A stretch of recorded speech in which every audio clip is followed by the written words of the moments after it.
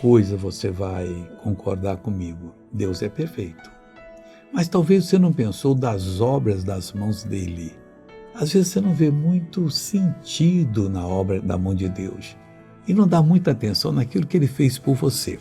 O Salmo de número 111, versículo 7 diz assim: as obras das suas mãos são verdade e juízo.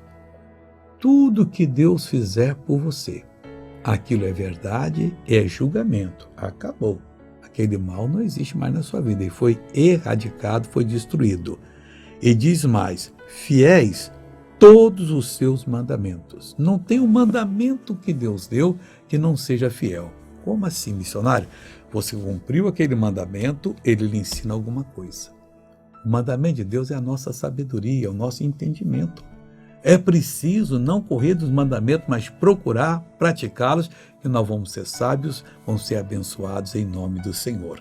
Veja essa pessoa abençoada. Já tem mais de 8 anos que eu tenho um problema sério de artrose, artrite, e não baixava, não encostava. Encostou agora, irmã? Essa mão é que eu caía. A senhora encostou agora? Encostei. Então encosta de novo que eu quero ver agora. Olha só, pessoal, mais de 8 anos. Mais de 8 anos. Esse Jesus é muito lindo. Agora eu quero fazer oração com você. Meu Deus, eu entro em tua presença para determinar que uma obra das tuas mãos seja feita nessa vida.